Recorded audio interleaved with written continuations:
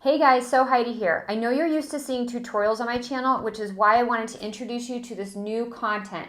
It's the Successful Fashion Designer podcast, and you'll see it here on the YouTube channel every Monday. If you want to subscribe in iTunes, you can click the link on the video that comes up right now. Otherwise, I wanted to make sure to give you all my amazing content in one spot right here on YouTube. Sound good? Great. Now on to the interview.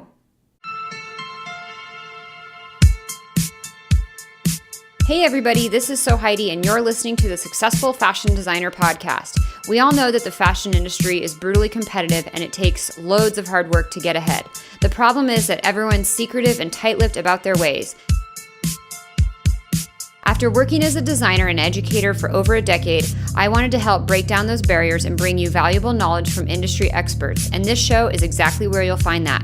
Whether you're trying to break into the fashion world, make yourself more marketable, launch your own label, or become a successful freelancer, we'll help you get ahead in the cutthroat fashion industry. This is episode 3 of the Successful Fashion Designer podcast, and today I'm chatting with Brian McIntyre, who graduated from the School of the Art Institute of Chicago in 2012 and received CFDA recognition for his senior thesis collection. He now works at Comar designing menswear for Climate Smart, where he got promoted within the first year, and it all happened because he asked for it. Brian shares his exact strategies for getting what he wants out of his career and how his curious mind has helped him advance. Before we jump to the interview, I want to remind you of the free templates, tutorials, and resources I've created to help designers like you get ahead in fashion. You can find all of them on the Successful Fashion Designer Network at sfdnetwork.com/free. To access the show notes for today's episode, visit sfdnetwork.com/3. Now, on to the interview with Brian. I'd love to just start out with a quick introduction of you and learn about what got you interested in fashion in the first place. Okay. Well, I'm originally from the suburbs of Chicago, and honestly, I started sort of my career, or I guess my my journey, my journey to find out what I wanted to do. Kind of like mid high school, I realized I was really into art, and so I was kind of focused on that, and I didn't really know exactly what I wanted to do with that. And honestly, Project Runway actually turned me on to fashion, because I was excited. You know, it's a great show. It's a reality show. And it was fun, and I liked what I saw, and I didn't really understand necessarily how they were making the clothes, but I thought it was pretty cool to create something that you had drawn. I guess that was the idea I liked. And so I took a sewing class at Harper Community College, and it was a 3-week class, and it was intro to industrial sewing. And I can I swear or no? Yeah, go ahead. Yeah. Okay. You can swear. I'm just wondering in general, but yeah, I basically had my ass handed to me from that class. I didn't know anything, and everyone in it had at least some base knowledge. It felt like to me, and I was just like blindsided by, I don't know what a bobbin is, let alone a bobbin case. Like, I don't know what these things mean even, and it was a mess. But by the end of the, probably first 2 or 3 days, I was starting to get a hang of it, and I think just the fact that there was this whole world of information out there that I didn't know kind of excited me. I was frustrated by the fact that I didn't know it, and it was like a whole language that I just had no exposure to. I didn't know that you put right sides together and sew with the wrong side facing you. I couldn't even comprehend that, and so it was like, and those are basic principles, but for some reason, I just couldn't wrap my brain around them, and that's kind of ultimately what turned me onto it so much, was my frustration with my lack of understanding it, I guess. So as you jumped into this course, the realization that you knew so little was actually wound up being the drive to push you forward.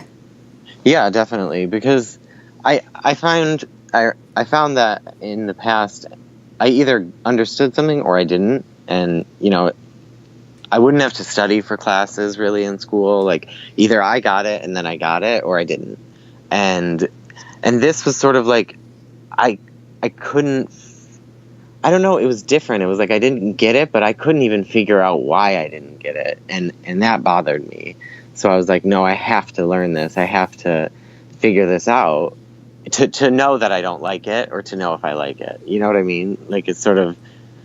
I guess I just had to completely master it before I could determine whether or not I wanted to do it. Yeah. So that's interesting. I mean, you said that you didn't like really get interested in the whole, and maybe I'm assuming here, but from what you said initially, get interested in the whole creative space until high school. And then once you realized that you love that and you saw Project Runway and you're really intrigued, you jumped into a class. But nothing ever like younger in your childhood really spawned that interest, or you even thought about fashion as being something you could potentially pursue in life? No, not at all. When I was younger, I wanted to be like a cartoonist, or I wanted to take over the guy who does Garfield.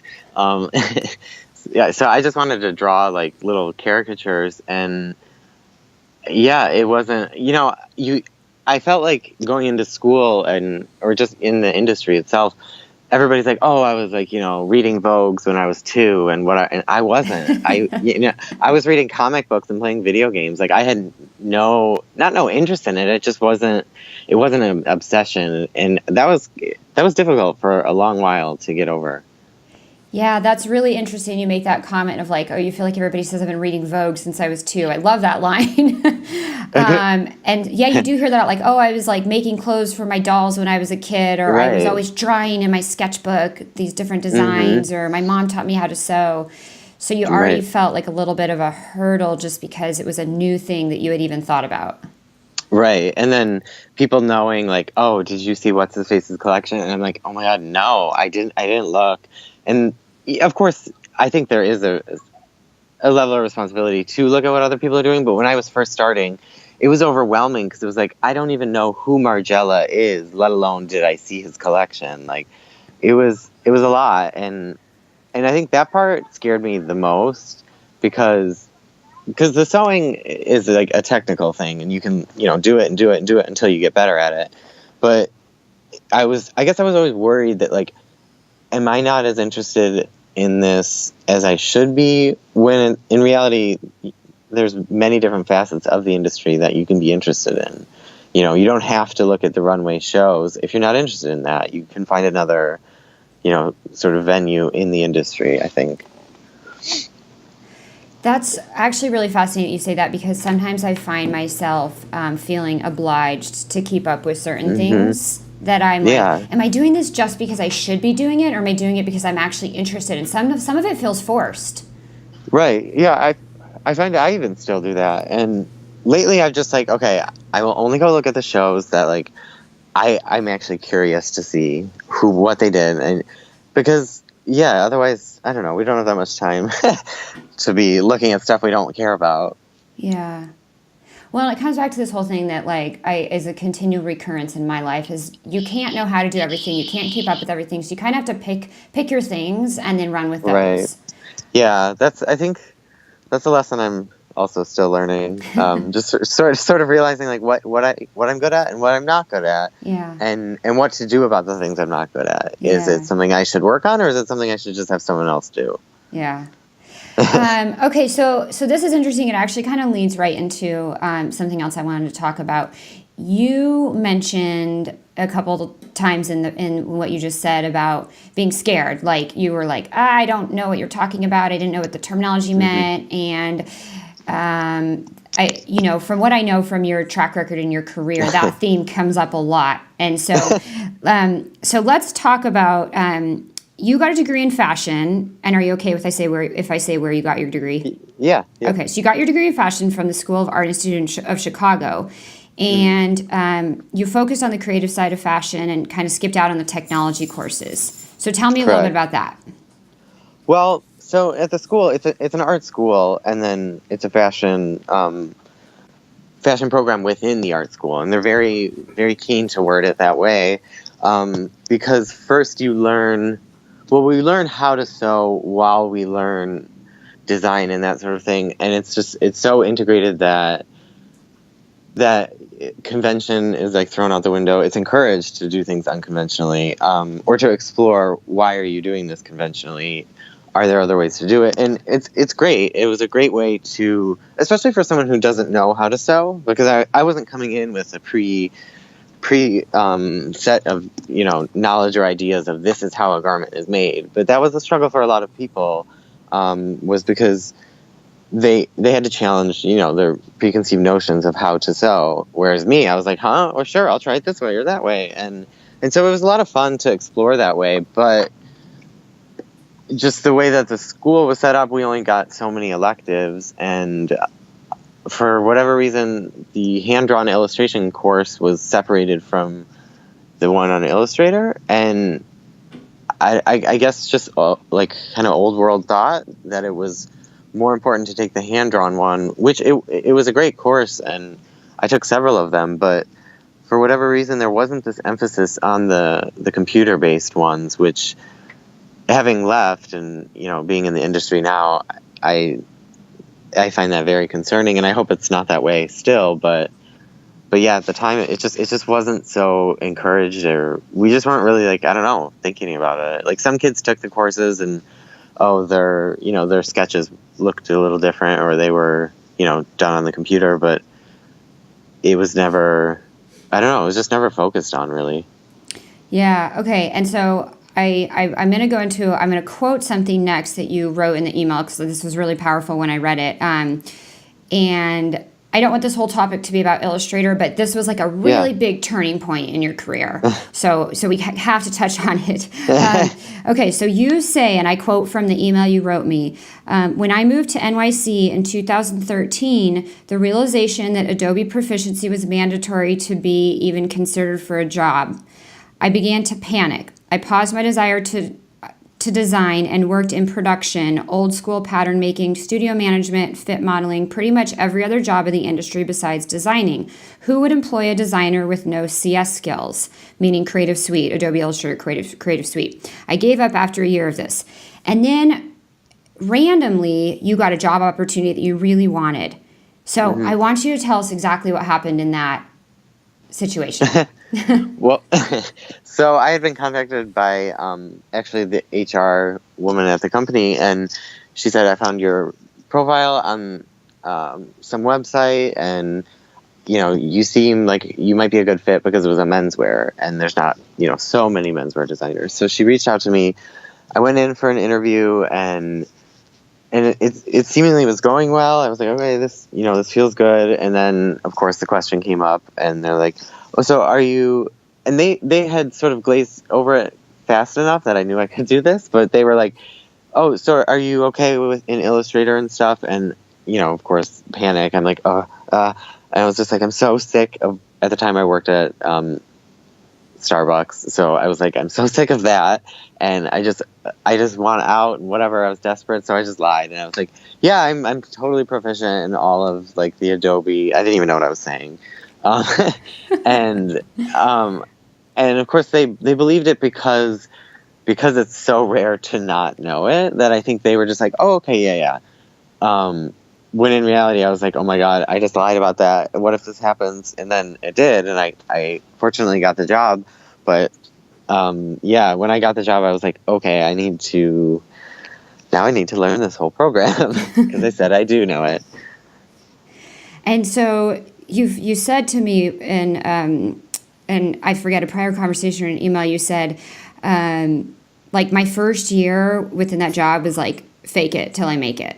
Oh, absolutely. It was, and it kind of was that, you pointing it out earlier made me think of it. I guess I've always sort of done that in fashion, because it was just sort of like, oh, sure, I saw that person's show, and then like run and go look at their show.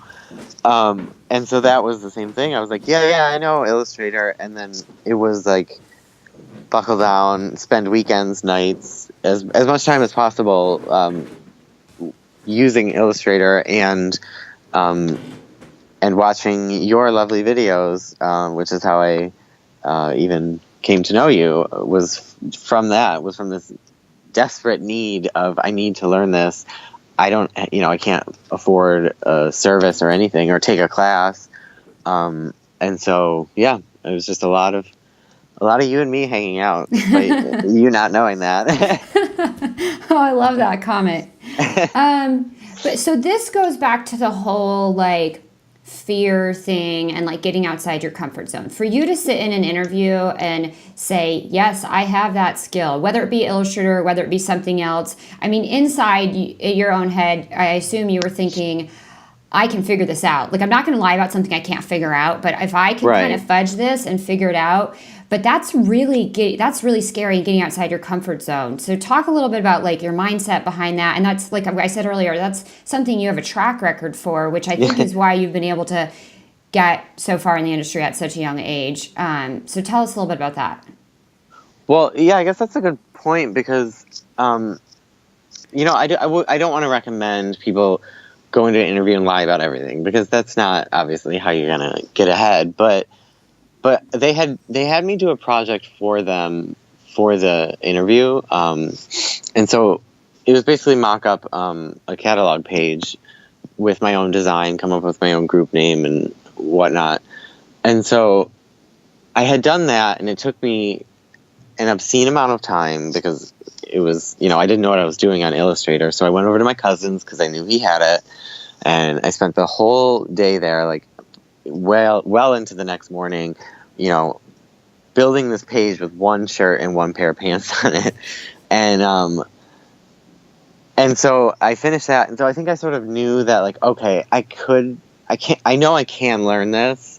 I don't know it yet. So why don't I think maybe that gave me the confidence to sort of lie. It was like, yeah, I know it. When in reality, I'm thinking like, I don't know it, but I know I can know it. And so I guess it's always sort of been that kind of mindset of like, if I have enough exposure to something that I am confident I can learn it, then to me that's the same as knowing it, I guess. I don't know if that makes sense. I mean, of course, there's still the time of learning it, but in that instance, I'm able to confidently say, yes, I do know it because I know that I'm able to learn it. I don't know if that made sense. No, it does make sense. You felt like you were confident in your ability to potentially know it. Therefore, you said, yeah, right. I got this. Exactly, yeah. So what was that first year like where you're like, okay, I got this job. It's a design job. It's doing menswear. It's what I want to do. And the reason I got it was kind of because I fudged it a little bit in my interview. So how did your coworkers know? Were you hiding stuff, or how'd that go? I definitely hid it as best I could. I did tell one friend who I was, ended up being pretty close with, like 6 months in, I was like, hey, like, I didn't know Illustrator before I got this job. And they were just sort of like surprised and like, what? And like, I don't think they really believed it because I think it's just not very common that people my age don't know Illustrator anymore. So they were just like, what? Oh, yeah, like I wasn't that good at it either. And I was like, no, literally, I didn't know it at all. But besides from that person, I did try to hide it from people, and I would, maybe just be sure not to ask too many questions, because I don't know, I don't recommend it. I do recommend learning something before you say you know it. But, because, yeah, a lot of the time it's like, you want to ask a question, but you're not sure if that's a dumb question or a good question. So it was a lot of Googling. Like I said, it was a lot of your videos. And yeah, I think my boss always secretly kind of knew though, but he was very patient and he was great. So I was fortunate in that regard, but yeah, it was as best I could trying to conceal it. Yeah. So, okay, so this is first job that you kind of got your foot in the door. This is what is considered your first like design job in the industry. Is that correct? Yeah, I would say so. Like, okay. Yeah. And so about a year into that job, you got a pretty good, or I'm not sure the size of promotion. I don't necessarily mean monetarily, but just in terms of like your role, your responsibility, your position within the company. So that's pretty quick, I think, for just getting into the industry and your first job as a quote unquote designer. So tell us a little bit about how that all happened and how you were able to secure promotion so quickly. Well, so the company, they sort of reluctantly hired me. And again, my boss was amazing, and he was the one who believed in me and pushed them to hire me. But they were concerned because my background had only been for high-end or small designers, small studios, and this was corporate. This was huge. They were like, they point blank said to me in the interview, it's going to be a lot of paperwork. It's a lot of like sitting at a desk and this sort of thing. And I was like, no, like I'm still interested. But they were worried that I wouldn't like it once I started. And so my boss pushed for it, and so they did hire me, but it was reluctantly, and I was hired in an assistant position.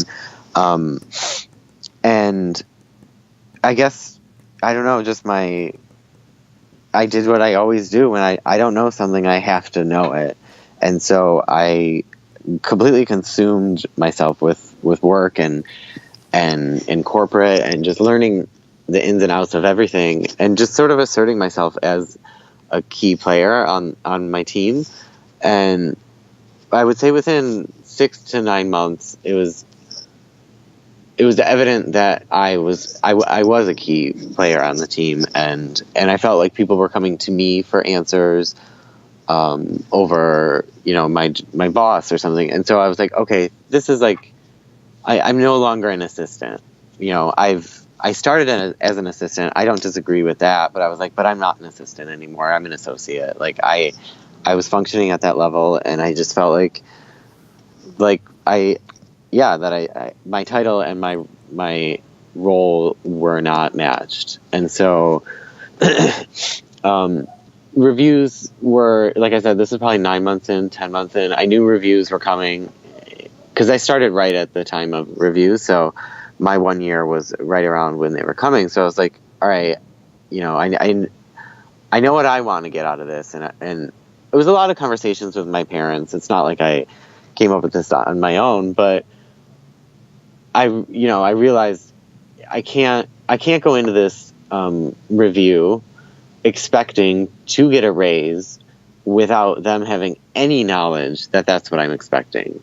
Because, unless I ask for it, unless I make it aware to them that this is what I'm thinking, this is where I'm at, then it's not really fair to me. It's not really fair to them for me to assume that they're going to read my mind, So I made a meeting request with my boss's boss just to talk to her about it and kind of say like, hey, I think like what I'm doing of course to thank her and that sort of thing. And then just to say like, I think my role and my title are mismatched, and, how much I'm getting paid and how much I'm doing are mismatched. And I think she really appreciated it. The conversation went well, and she said she would consider it or keep it in her mind come review time. And I think it was to my benefit, because then come review time, I did get the raise and the promotion. So the whole thing of that is that you want something, you have to ask for it. Right. And I think that's like a lesson. I'm still learning it in my personal life every day. But yeah, it's like people can't read your mind. So if you don't tell them how you're feeling, then like, how are they going to know? And you took what I would say a move that required some courage, and sort of you skipped your boss and you went to his boss. I believe that's the gender, right? Your boss was Correct. a male, and then you went to the woman above him. Correct. And why did you choose to do that? And like, how did you feel about that moment? Because that could feel like, oh, am I jumping over my boss's head? Am I throwing him under the bus or something? I guess I felt like in that moment, well, so it all sort of was sparked by, I remember they hired a new associate to our team, and for whatever reason, when they said like, oh, this is the new associate, blah, blah, blah, like something clicked in my brain, and I was like, I can't, like, they're hiring new people above me, but I should be that person. And I was just like, so the second they hired her, I was like, no, I can't. And she's lovely. I totally love her, but it was nothing against her. It was just like, I felt like that's what's going to happen at reviews. Like, they're not going to they're not paying attention to you unless you raise your arm and say, hey, what about me? And so when they hired her, it clicked, and I think that afternoon I had already emailed her, my boss's boss, and I did that because I knew I had his support, but I also knew he didn't have as much control over it.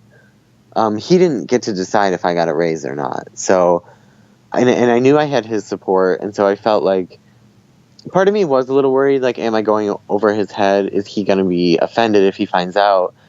And I just thought, like, no, because I can be honest and speak to him. You know, if he comes to me and says, hey, why did you do this? I can honestly give him an answer. I'm not doing it to be shady or to be, sketchy, but I also know you only have so much control over it, and I also know I have your support. So it kind of felt like, what would be the point of talking to him other than, like, it's the same thing as, like, I could talk to my parents and show them my designs, but, like, they're just going to say they look nice, but they can't really do much about it. But so I guess that was why I felt like this sort of, that's what gave me the drive, was when they hired that new associate. And then what made me comfortable enough was I think just having my boss's support already. Because at some point you just have to go to the person that's the decision maker, the person that's writing the check. Right? Exactly, yeah. You can't rely on your message to be relayed through your boss because things get lost in translation. Exactly. And I'm sure he's trying to get a raise too. So it's like, I didn't want somebody else to be fighting my fight. So I was like, no, I can't. Because then if I didn't get what I wanted, would I blame him? Would I blame her? You know what I mean? So I was like, no, why don't I just cut to the chase and go straight to the source? And that way, if I don't get what I want, then I know I did everything I could. Yeah, and you said to me, and I just want to bring this up because it really resonated with me, in a prior conversation we had before this chat, you said that had happened to you before in jobs where you had been, like, looked over and you hadn't gotten what you wanted, and you realized it was because you hadn't asked for it. And you said to me something to the extent of, I didn't want that to happen again because I knew the only person I could blame was myself. Oh, yeah, and almost every previous fashion job I had, my mindset was just do good, keep working, be the best worker possible, and you'll get rewarded for it. And unfortunately, I don't mean it in a pessimistic way, because I'm not at all, but unfortunately that's just not how it works, because everyone has their own, life and their own things that their mind is on. And so unless you point it out to them, like, hey, I'm doing a good job over here, in an appropriate way, but unless you do that, they're not going to notice, or they're not going to go out of their way, or it's very rare that they will, I think. And so in my previous jobs, I had a lot of anger towards my bosses because they weren't reading my mind, or they weren't rewarding me for the things that I felt like I should be rewarded for, when in reality, if you do all these things that go unnoticed, yeah, that's, like, good to keep things moving along, but then don't be resentful that people aren't noticing them, because you're doing them so they go unnoticed, if that makes sense. Like, yeah. Like I would maintain the studio and keep it, immaculate, and do all these things so she wouldn't have to, and this was my job in Chicago, so she wouldn't have to worry about them, but then she wasn't even aware that I was doing all those things, and it caused a lot of resentment in me, and I just, like, regret that now, because I see, it makes more sense to me now why she didn't see the things that I was doing. Yeah, and it's interesting because it kind of comes full circle with this whole theme of the conversation of, like, putting yourself outside your comfort zone and getting a little bit scared, mm-hmm. and doing things that are a little bit fearful. But it's, going to your boss or going to the boss above your boss and saying, hey, here's what I'm doing. That's a scary thing to do. And at the same time, if you don't do that, you're staying in your comfort zone, but then you wind up just getting frustrated. So there's this balance of, like, well, would I rather be frustrated and Right. feel resentment towards these people because I'm not getting what I want? Or would I rather like make myself a little bit uncomfortable but have this interaction and then as a result get this positive benefit from it? And if I don't get that benefit, at least they're aware and I know that I tried my best to let them know what I'm doing.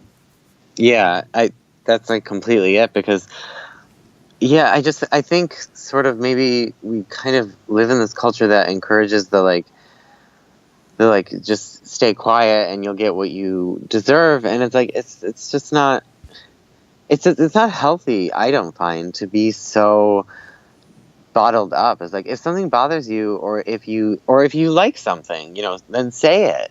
Tell the person that you like it. Tell the person. And I think it's just sort of like breaking that mindset of like, yeah, I don't know, like polite culture, maybe it is. I don't know the actual like what it is, but yeah, it's a lot of just being honest and being open, and yeah, it's scary to talk to my boss, but like you said, it's to have that resentment, and maybe because I can say this because I had it. To have it is so much worse, because then it's all you talk about and it's all you think about, and it's like, who wants to be around that person? Well, so it's interesting you bring this up because you made the comment just there about if you like something, say it. And so this kind of shifts the whole conversation, but we can touch on it for a minute because I think it's a really interesting space within the fashion industry. And you obviously went to art school, so you probably experienced this a lot. Well, fashion school within an art school, but experienced this a lot. But like going through critiques and going through reviews and taking constructive feedback. But then if you like what you did and you like defend it, say, Yeah. and then you come into the real world, you have to do that in front of meetings and line reviews and presentations, and you have to say, you know what? Okay, I understand your perspective on this, but here's why I did it this way, and here's why I still think it's a really strong, valid option. And if someone says they don't like it, don't just say, okay, we're moving on to the next design. If you really believe in that, you have to defend it. But that can be a scary thing too. And it gets easier over time. But Right. and so that translates very well into, if you want something, ask for it. If you believe in something, defend it. Stand up for it, yeah. Because, and I also think the message you send, if you don't, if they say, oh, I don't really like that being that green. Oh, okay. And then you just keep going. Then that just tells people, like, I don't really care either. Like, like, you decide for me because I don't care. And it just, I don't know. I think that sends such a bad message. And then if that is the case, if you don't care, then why are you doing it? Then you need to find something you do care about. Something I hear from a lot of people, and this was my personal experience. I worked for, my first job in the industry was for a pretty small brand, not quite as small as your experience, not one-on-one, but pretty small. We still manufactured overseas, but we didn't have a whole separate team for trims and a whole separate team for textiles. We kind of did it all ourselves. And so, what's your perspective and take on getting experience where you do get exposure to the whole process versus some of these really big corporate gigs where you maybe are responsible, and I'm not saying this is your position, it could be, I don't know, but where you have your 5 tasks or your 10 tasks, and that's what you do day in, day out. You have a very tiny piece of the puzzle, and you have so many people that are creating that whole puzzle, versus a smaller company. You're involved in the creation of the whole puzzle in every single piece and part. That's definitely still something I'm learning, because it was a big challenge when I first started to not do other people's jobs, and to realize why I shouldn't be doing it. And because I was just so used to doing everything, where it was, I was the assistant, so I was, development, production, trims, I was all of that. And so I'm still trying to, I guess, really balance that, or find what makes me happiest, because there's an element to that I think is beneficial, but there's also something to learn about being in a role where I'm at now, where I do have more than 5, but I do have my set of tasks, and I shouldn't be doing other people's work because it messes the flow of everything, and it's not, I don't know, there's something to learn there still, I think, and I don't know that I have the answer, but I think it's definitely worth people exposing themselves to both because you can learn a lot about yourself and about just the industry, I think. Yeah, no, that's great insights. Okay, so I want to wrap with a question that I ask everybody at the end of the podcast. And it is, what is one question you always wish people would ask you about working in fashion, but they don't usually ask? Oh, that's interesting. One question. It's this idea of like, what do you love talking about in your job, in your career, in the industry? And you find that people don't ask you about that. Like if you go out to cocktails or you're hanging out with a group of friends who maybe don't work in fashion, you're like, oh, I wish you'd be more curious about this part of my job or my life. And what do you love talking about that you find other people aren't really asking you about? Well, I guess maybe not people. I don't know. I feel like I want my friends who don't know it to see it as the same, because I have friends who work in banking, and when I hang out with them, it's like I feel like an alien there because I just want them to be like, to understand that like my job isn't so different than yours. Like, yes, it is, but also no, it isn't. Like every job is the same kind of at the end of the day. And I don't know. I just kind of I just want people to like. I wish people could be like a fly on my shoulder for a day and like see what I do, because it's not. I don't know. I'm sure you get it all the time when people hear that you're a designer. The first thing they say is, "Oh, can you make me a dress?" And it's like, no, I can't, and I'm not going to. But I don't know. I guess for people to just not see it as such like a strange profession, because it's not that unusual. I mean, it's definitely different, but it's not so different. I want people to realize. And that whole alien comment is really interesting to me. And one thing, and I don't know if this is something you experience, but sometimes I think people are like, oh, you're a designer. Like, you just frolic in fabric and color swatches all day. Yeah. Yes, that's exactly. And it's like, no, it's like a real industry that like functions. Maybe not as well as it could, but like it's a real thing. Yeah. I love that. That was great. Thank you so much, Brian. This was really phenomenal to chat with you and learn about what you're doing and how you've gotten where you've gotten. If people want to find out more about you, is there any way they can do that? Anywhere they can find you online? I am currently trying to rework my website, so not really, unless they want to. I mean, no, not really. I'm like, my Instagram has nothing to do with. Okay, that's okay. Thank you for listening to episode 3 of the Successful Fashion Designer podcast. If you'd like to learn more about any of the resources mentioned in this episode, visit the show notes at sfdnetwork.com/3. And since you made it this far, you must have liked the episode. If you can take 60 seconds to leave a review on iTunes, it helps the show a lot and really makes the podcast easier for people to discover. It's easy to do, and I'd really appreciate it. Visit sfdnetwork.com/review to leave your rating, and thanks for your support and help.